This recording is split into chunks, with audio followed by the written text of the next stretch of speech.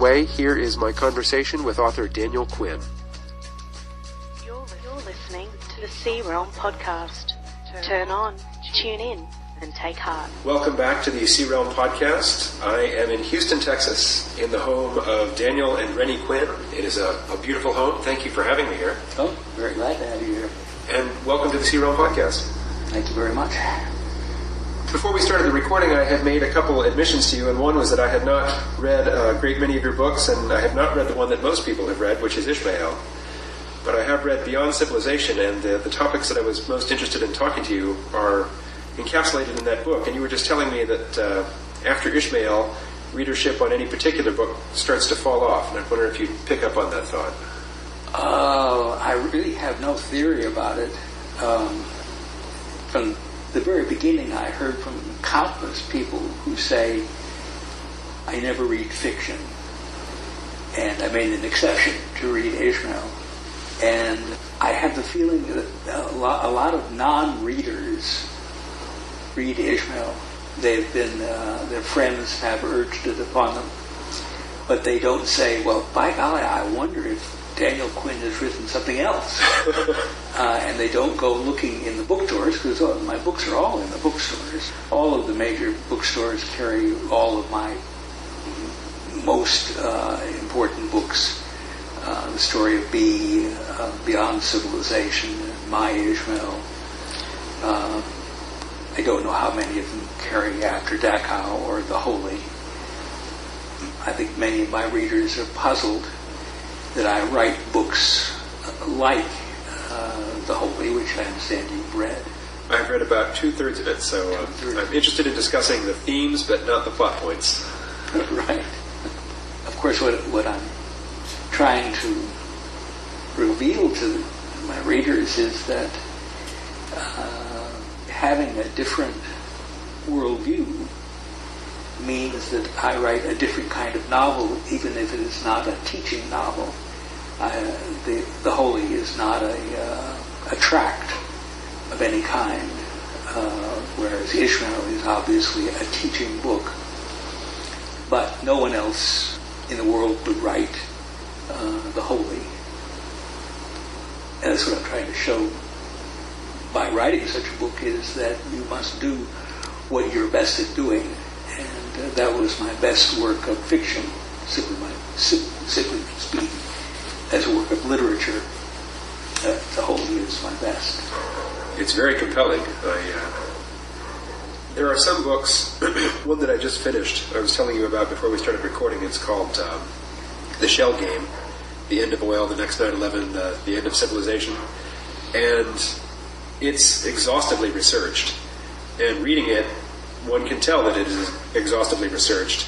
The Holy doesn't read as though it's exhaustively researched. It just reads as though there is a real world being described by somebody who is very familiar with the world. And there are a great many details that just seem to flow organically. It doesn't strike me that somebody went to the library with a list of things to research in order to flesh out this book. No, I did zero research for The Holy. But I began reading in my early 20s to find answers to questions that I had myself, without any thought that I would someday be writing a book, any book, about what I was learning. It was only after some 20 years that I said, I wonder if what I've discovered could be captured in a book. And that's when I began to work on the book that eventually became Ishmael. What were the questions that initially sent you to the library to start researching?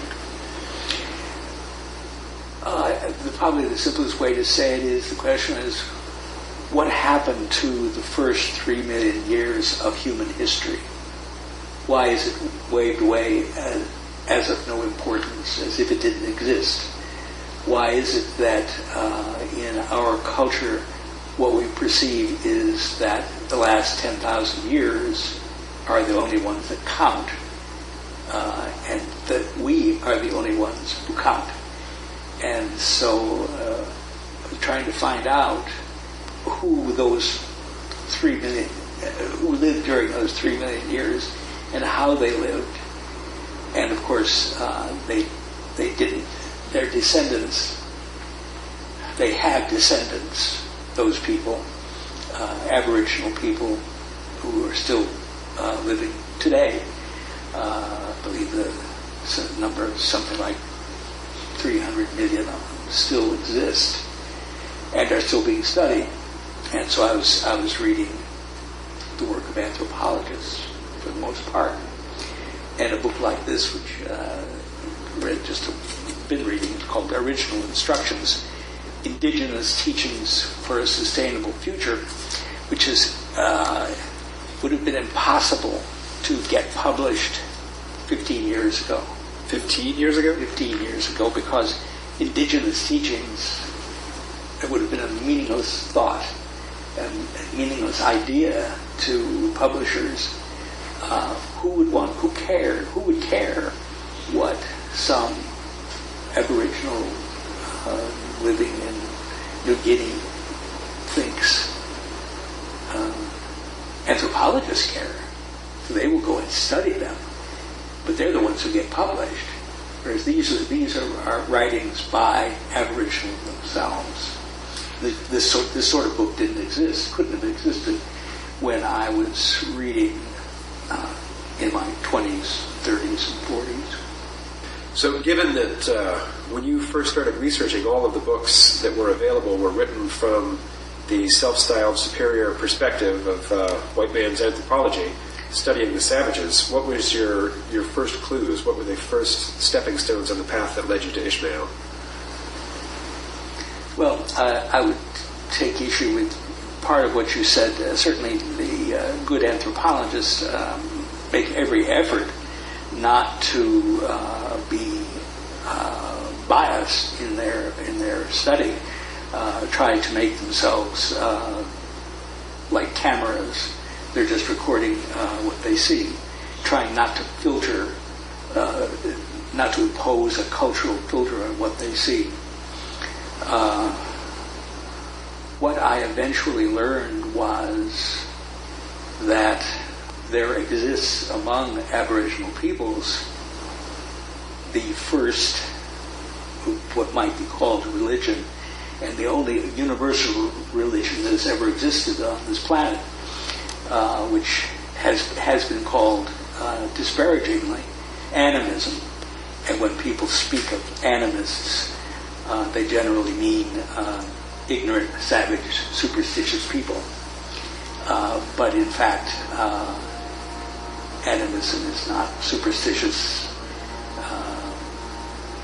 It is a worldview that sees the world as a sacred place and sees humans as having a place in a sacred place.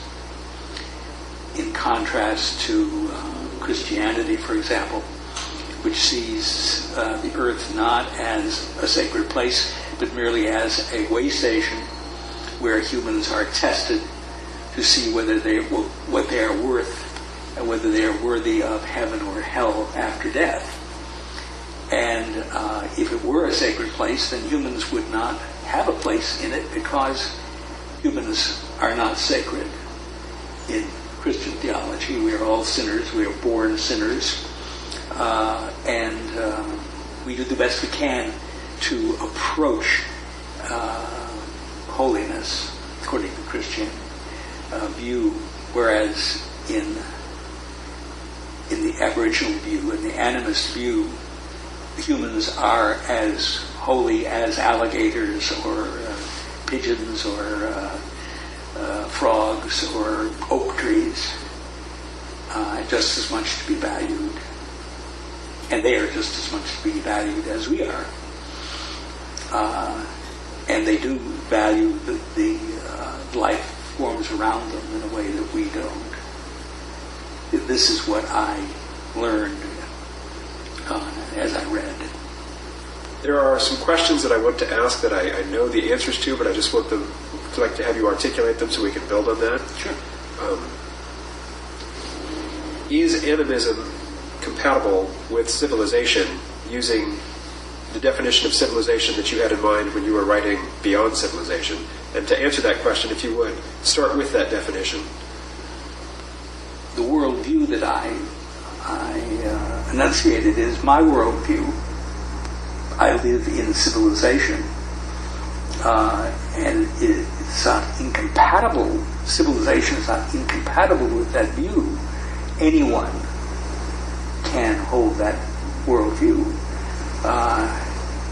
and continue to live in a civilization that is unfortunately destroying the world.